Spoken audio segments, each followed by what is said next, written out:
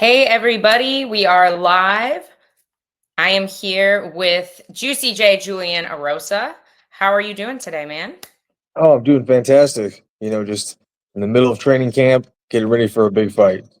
Where are you joining us from?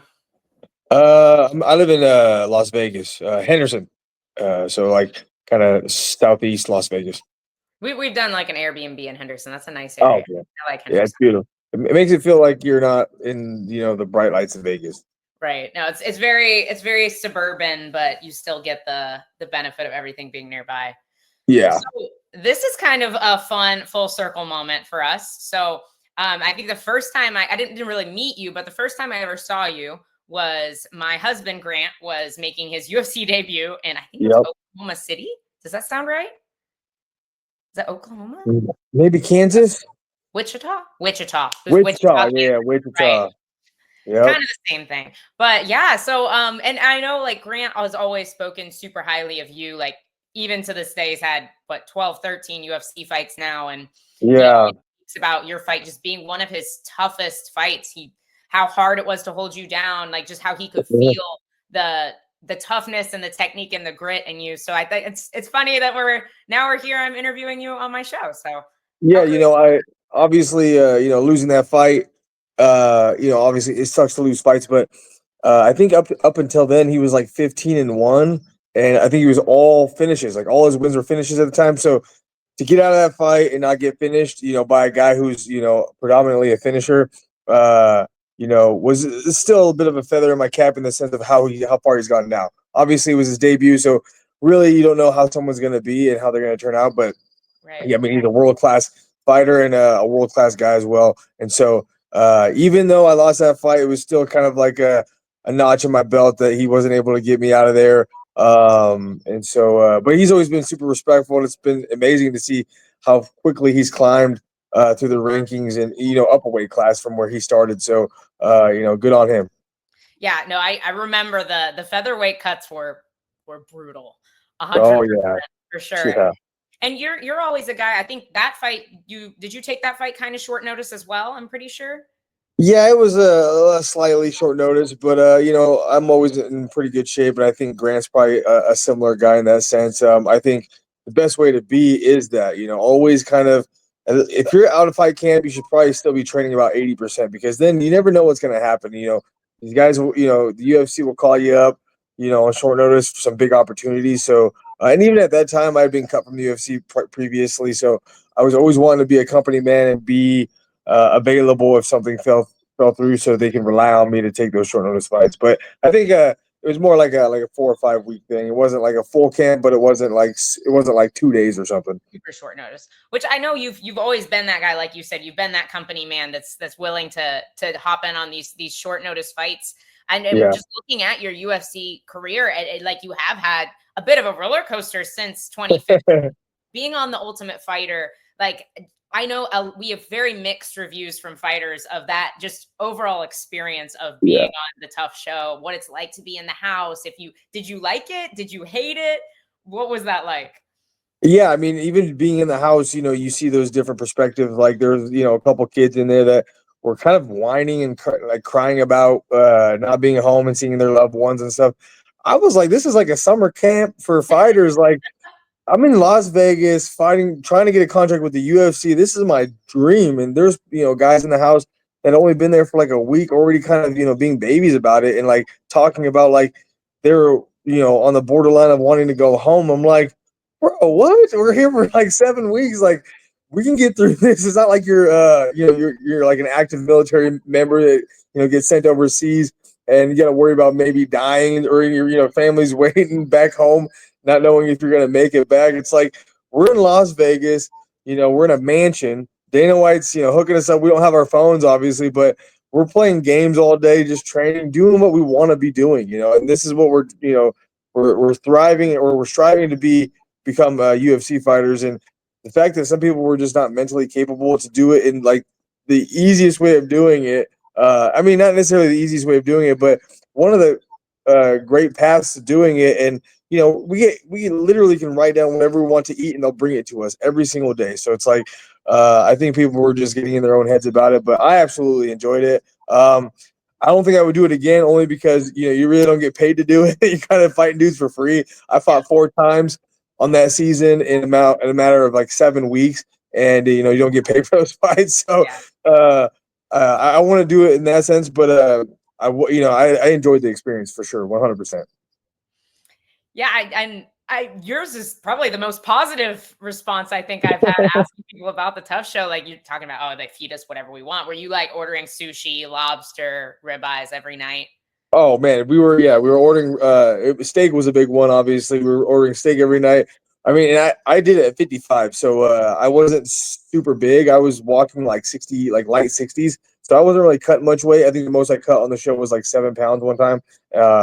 But I was eating cheesecake, we were ordering Oreos. We're like we're just ordering all the food that we want. You get bored in there. So when you get bored, you want to eat. Luckily for me, it was up at 55, so I didn't have to, necessarily watch my weight as much as I have to do for 45. No, that makes sense. That probably helped a lot, I would imagine. Yeah. And then now that I think about it, like if I had to do it at 45, it probably would have been a lot more miserable. Like 55 was, you got to do it, but I think that's how most people do it. They want to do upper weight class because you got to make weight a bunch, and you don't want to kill yourself every single time. No, yeah, that makes perfect sense. I agree with you. I don't think I'm making 105 4 times in 7 weeks. That's definitely absolutely not.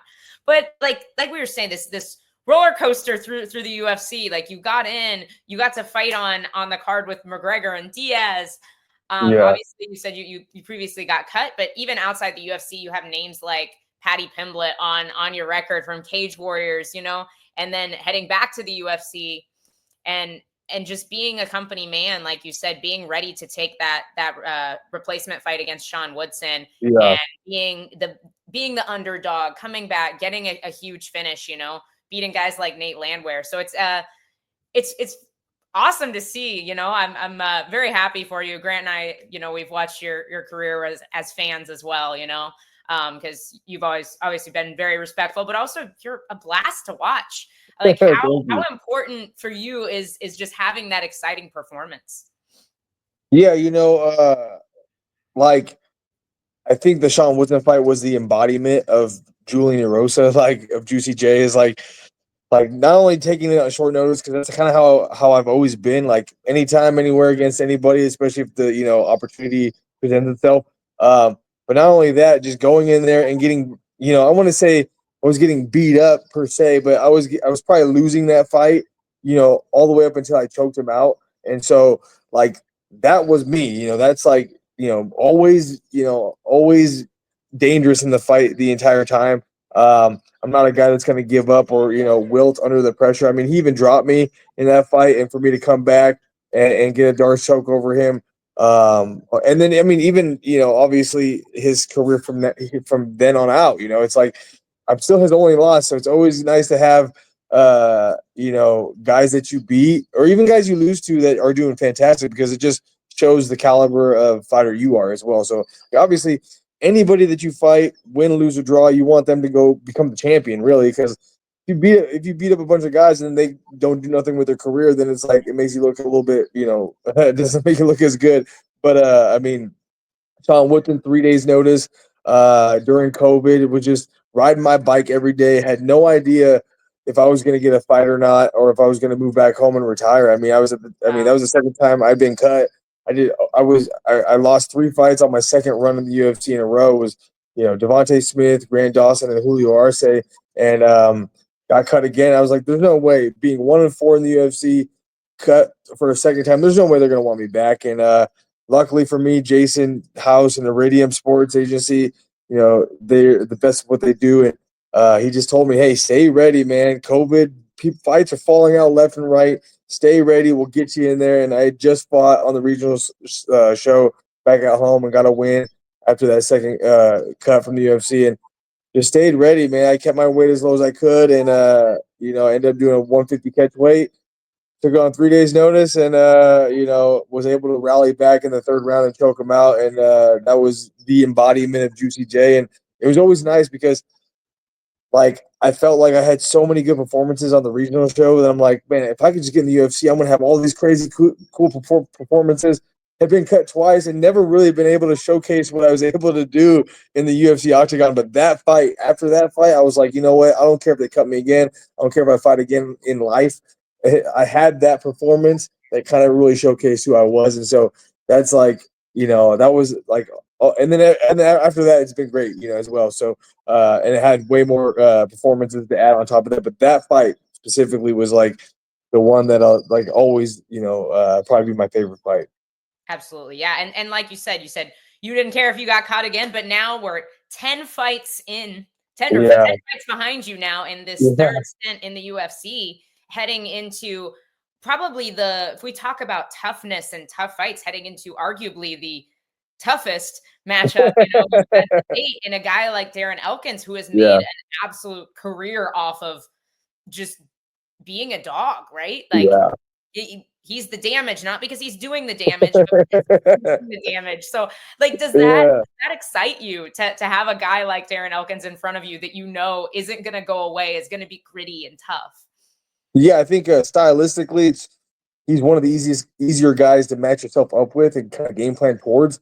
But he's the guy I'm taking the most serious because he has that extra skill set that a lot of people don't have, and it's not something that you can just teach. You have heart, have the will and determination in the middle of a fight when you can't, when it feels like you can't breathe anymore, it feels like all your muscles are lethargic, you can't lift your arms, like, and being able to fight through that, that's what he has. And I feel like that's something I have as well. So I think we match up fantastic for a kind of a banger of a fight. And so I've really taken him as serious as I possibly can. Obviously, your next fight is always going to be the most important. And so for me, a guy like him, I mean, he has countless fights that he's losing the entire fight, almost like me and Sean Woodson, losing the entire fight and then comes back and makes makes it happen. Like Mirsad Bektik was a good one where he was losing 2.5 rounds and then comes back and and takes it from him. And so he's a guy that I'm gonna have to be on my P's and Q's the entire fight and not be willing to let him start to get the momentum going in his direction. And I got to keep that momentum in my direction. But stylistically, I think he's hittable. He's gonna be hard to choke. I do have two guillotines back to back first round guillotines, but I don't think he's a guy who gets guillotined very often. So I think I'm gonna go ahead and pass on that. And I mean, if it presents itself, it presents itself. But I think you're gonna see me try to defend the takedown and try to keep it standing as much as possible. Love to hear it. Love to hear it. I think this is such an incredible card too. UFC Miami down Yeah. in South Florida near us. So this card is killer, and it's absolutely riddled with featherweight matchups and Yeah. exciting fights. You think what are your chances of maybe taking home 50K on a card like this? I always tell people, like, even guys that are like just getting in the UFC, like that will complain about not necessarily getting on pay-per-views and stuff. I'm like, dude, don't worry about pay-per-views, man. Fight nights are the way to go because, like, historically, like, fight nights have less fights, unless high names on the card too, and and your ability to get bonuses on the fight nights are going to be easier than on the pay-per-views. And so I remember there was a fight. I can't remember who I fought, but the main event was Dan Hooker and Dustin Poirier. So I was like, you know what? I'm not even gonna think Not even about gonna try. bonuses. It's not gonna happen. Like, there's no way. Fight of the night's already. Everybody already knew that was gonna be fight of the night regardless. And so some of those fights you gotta just, or some of those fight cards you gotta kind of give up on thinking you might get a bonus. But and that's how it is too. I mean, even when I first got in the UFC, I was like, oh man, on the regional scene, I'm knocking everybody out, I'm choking everybody, I'm having barn burner fights. Like, I'm gonna get bonuses, and I feel like when you start thinking about that, you take your eyes off the prize, and you got to focus on the game plan. And if you get a bonus, it's a cherry on top. So, and obviously, when you get further down in your career in the UFC, it's like winning your fight is more than the bonus. So don't worry about the bonus. Like, I'm an entertainer for sure, and that's really why I like to fight. And so it's gonna come out. If the fight plays out in any way that it should play out, it's gonna be an entertaining fight. So if I get a bonus, that's great. That's great. But if I don't, that's not necessarily why I'm fighting for. I'm fighting to get the win and take home 2 checks and provide for my family. Of course, yeah. I was gonna say we had a fight night not too long ago where the first four early prelim fights, like, They all Yeah, got bonuses. So love to see that happen. That's life yeah, changing money for those guys. Your big yeah, exactly. man 50K. So Yeah, maybe what it'll happen. We're expecting an absolute barn burner between you and Elkins. You spoke about you really wanting to keep it on the feet. What are some specific things that you guys have seen? Obviously, there's a lot of film out on Elkins. He has a ton of experience. yeah. What are some things that you and your camp have seen without obviously giving your game plan too much away? Yeah, I mean, I don't necessarily think anything I say is gonna, differentiate from what he thinks I'm gonna be expecting of him. He's got this will be his 30th UFC fight, so the guy's got tons and tons of experience. This will be my 16th fight, so me and him together have a lot of experience inside and outside of the UFC. Shoot, it's funny because he's 29-11, I'm 30-11, so our records are almost identical. And so it'll be interesting to mix up with another veteran, but you know game plan wise, I think I think the last time he was submitted was in 2010 by the GOAT Charles Oliveira. So submit. I mean, you don't know until you know, right? Like like he fought Daniel Pineda his last fight, and Daniel Pineda has a fantastic guillotine and wasn't able to get him in it. It had him a couple deep in a couple deep guillotines. I seen what he was doing and the adjustments that I'm going to have to make if I want to get that guillotine done. But also, Darren Elkins is not the type. He's not the guy that's going to tap. He's going to probably go out. So it's one of those things that you have to 100% go for the choke if you're going to go for it. Because if you don't, and he just hangs around in there, he's not tapping. He's going to let his the oxygen go before he taps. And so I think specifically for me, he's a hittable guy. That's why they call him the damage. Like you said earlier, it's like not because he's given the damage, although he doesn't give a lot of damage, but he takes a lot of damage as well. So I think I'll be able to touch him early and often. And so I think if it's a boring stand up fight, I think I win it 9 times out of 10. So preferably that's where I want to keep it. But he shoots on me and I get his neck wrapped up, I'm going to go for it as well. I have the ability to go for chokes, let him go, and still have my energy and not gas my arms out. So, but like I said, you never know until you know. I don't know how he's going to feel until I get in there with him. There's only so much preparation you can do, and then vice versa. He doesn't know my guillotine. I only have 2 guillotines in the UFC or in my professional career, and they're my last 2 fights. So I'm getting a bit better at them. I think it's kind of second to none in the featherweight division. And so if I get his neck, I'm going to take it, but I'm not banking on that. I think I'm going to keep the fight standing, defend the shot, and then try to cut him up a little bit. He's got plenty of scar tissue as well. So, when he fought Nate Landwehr, I think it was a really close fight, but he got cut on an inadvertent headbutt, I think.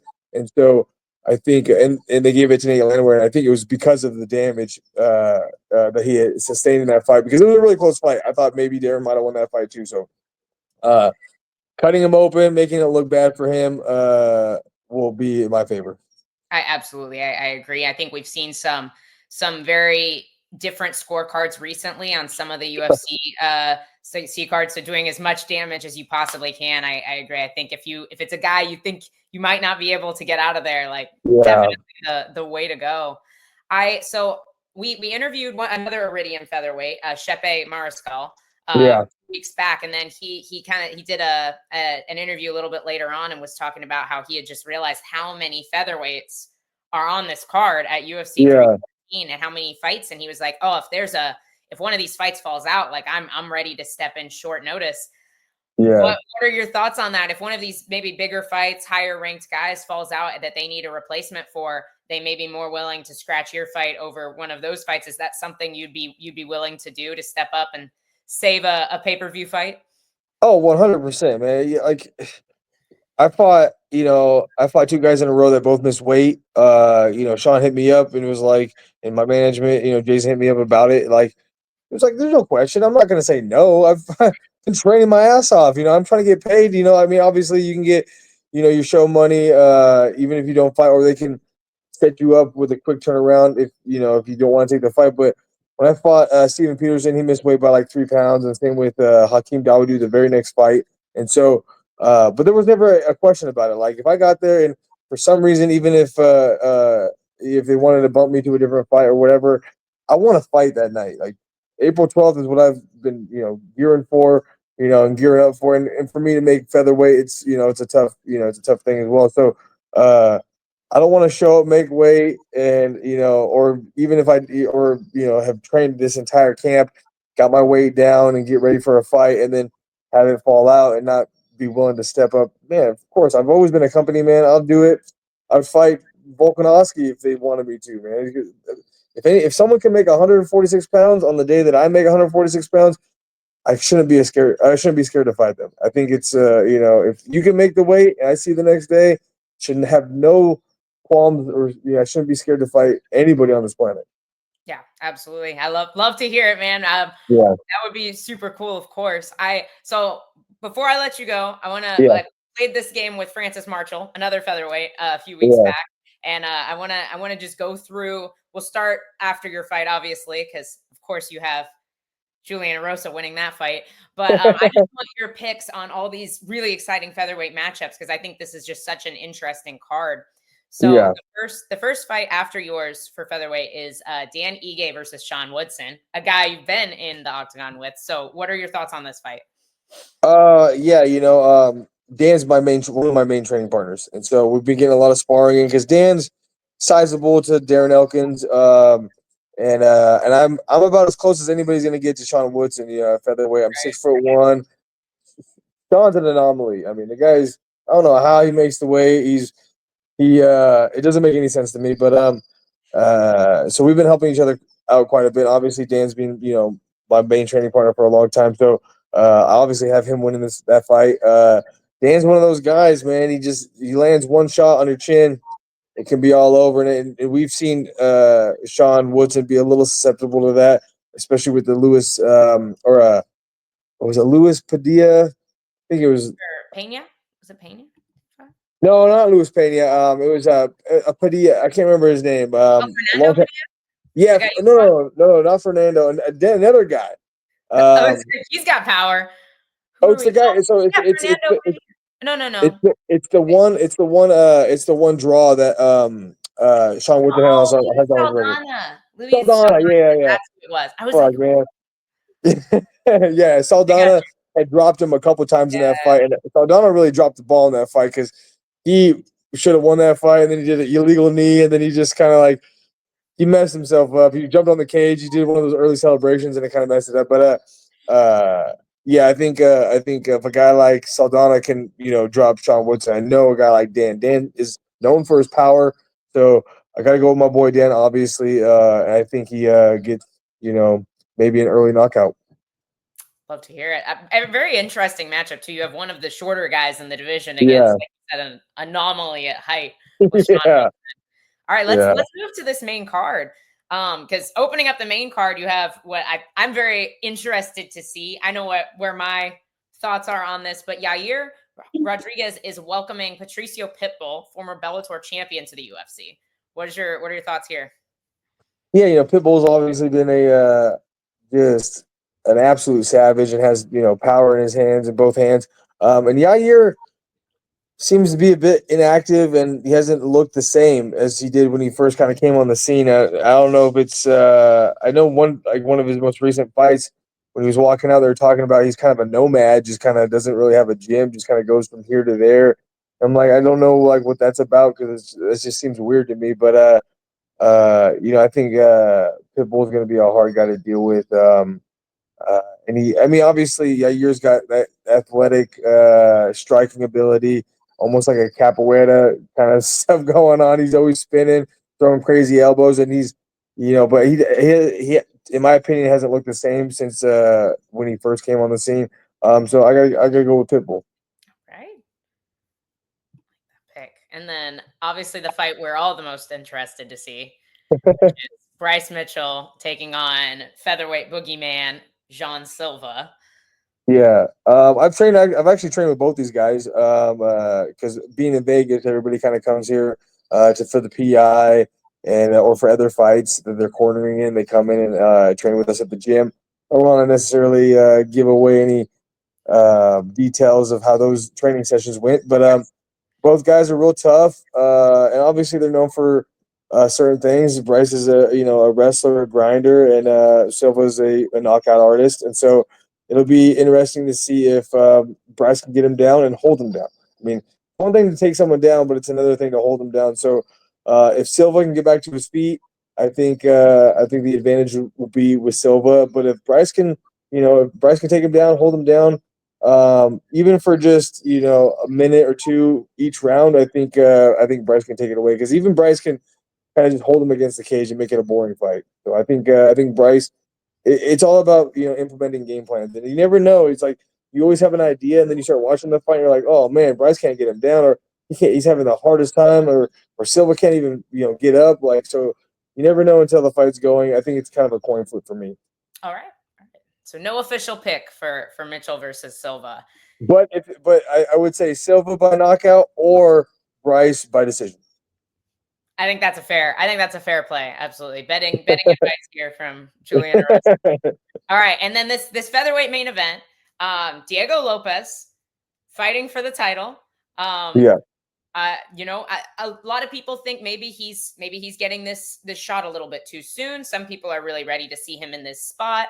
The drama of the division is Ilia Topuria vacating his belt to go try to be a lightweight, and we have Volkanovski stepping back into his former role here as possibly as champion. So what are your thoughts on just this matchup overall? Do you feel like Lopez is ready for this step against Volk? Do you feel like their trajectories are, Volk might be coming down a little bit, Diego heading up? Where do you see this fight falling, ending?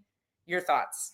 Well, I think it's it's always nice to see new blood at the top and to see what happens, and styles make matchups, and I think Diego has that style that's super exciting. I mean, he's a guy that comes in from the bell just like looking for the finish immediately. So it's and Volkanovski's always like throughout his career, he just seems like he gets more and more patient, and he's just so good at like just understanding the game and how to win fights, and how to set things up. And even just like from his size, he's a really short guy, but he manages range so well as a guy his size. And so I don't think it's necessarily too early for a guy like Diego Lopez. He just, obviously his mindset is for the belt, and he's been doing that ever since he stepped into the UFC.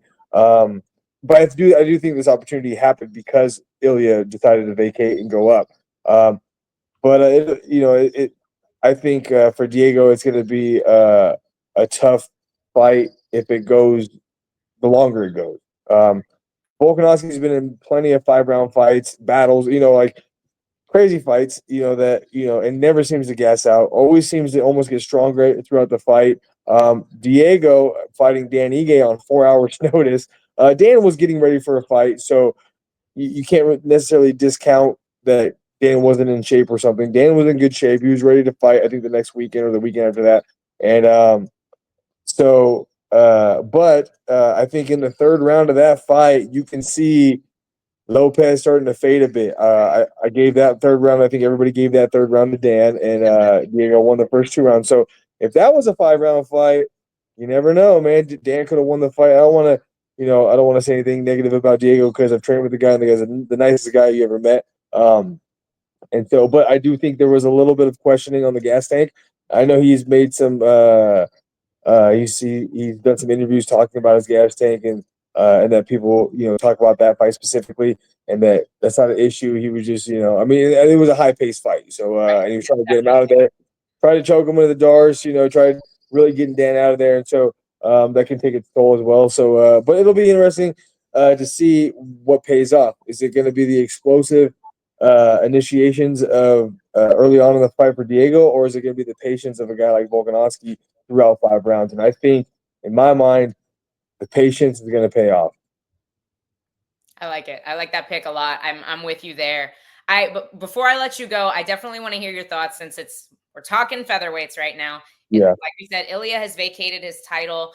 If you were managing Ilya Topuria, would you have told him to go to lightweight? Do you think this is good for him? Do you think he'll do well at lightweight? Do you expect to see him come back down? Well, if I was managing Ilya Topuria, I wouldn't be fighting.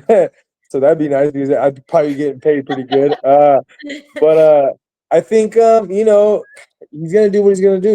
He obviously looks fantastic at featherweight. And I honestly thought he was kind of a smaller guy at featherweight, in my opinion. But I guess he's a big guy, big strong guy. And everything I've heard about people that train with him talk about his grappling. You think his striking is good, his grappling's even better.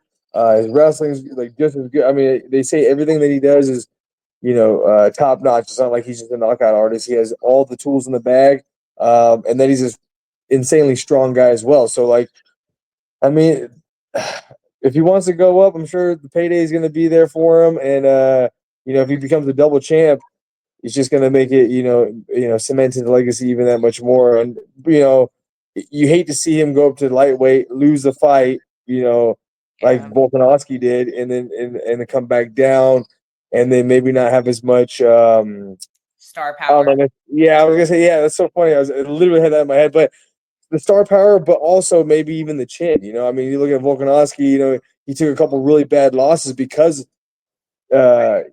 maybe because of wanting to kind of push the boundaries a bit too much. But you don't want to get in the way of people that are trying to be great. And more power to him. It'll be if he wins. If he's a double champ at featherweight and lightweight, I think those are maybe two of the most stacked weight classes in the world. It'd be insane to really be able to be a double champ like that. Vastly different styles. I think you have a lot more grapplers at 55 and a lot more strikers at 45. Yes. So I'm interested to see him with these bigger guys that are also really high level grapplers. If you were a betting man, I am a betting man. You are a betting man. Funny that you say that. You are a betting man. If you were putting money on Ilya being the UFC lightweight champ at the end of 2025, would you bet on that or no? I guess it all depends on the odds. I mean, if it was a big favorite, no, I wouldn't, because it'd be like, you're not going to make much money. But if he was an underdog, a substantial underdog, like, plus 300 or more, then I think it would be a profitable bet to do, whether he makes it or not. But yeah, like you said, it's a contrast of styles. Like the featherweights are more strikers. You have more like kind of strong grapplers at 55.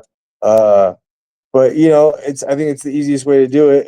Is you only have to fight one time, as Ilya. He just fight the champ probably immediately. So not having to go through certain people, because the styles do make matchups. And so like if he was going to lightweight but had to fight a few guys before the title, then it'd be a longer and harder road. But for him, I think it's going to be obviously, like, champ moves up, he gets a shot at the higher champ. So it's going to be one fight. That's all he has to win. And if he wins that, then he'll be double champ. So, just like, you can only hear so much, and you can only hear the rumors about certain things, but you'll only know until the first round of the fight's going. And you're like, oh shit, fucking Ilya is shucking him off, man. This is going to be a long fight for Islam, or vice versa. Ilya can't get up. What was he even thinking about going to lightweight? So, it's something that, you had to see play out. So Julian's going to bet the live lines when Ilya fights Islam, guys. Yeah, for sure. Well, I've taken up 35 minutes of your time. I want to let you go. Shout out anybody you want to shout out. Let people know where to follow you.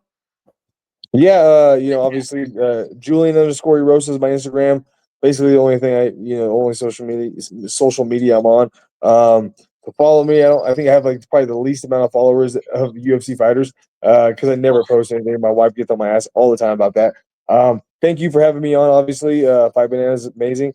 And then management, Jason House, and all the guys at Iridium Sports Agency. If it wasn't for them, I don't think I'd be here right now, because they got me a third stint in the UFC, and it finally paid off. And I really feel like this third stint is how my UFC career should have been from the jump. But yeah, thanks to them, and thanks to all the fans that are watching as well. Thank you. Of course, absolutely. Thank you so much for your time today. Thanks, guys, for watching. Julian Juicy J Erosa fighting April 12th in UFC Miami against Darren Elkins. So make sure you guys are tuned into those prelims, because, guys, the whole card is killer. All right, we will see you guys later. We are actually going live again at 1:15 for Pedro Falcao, so don't miss that. Oh, nice. Hi, guys.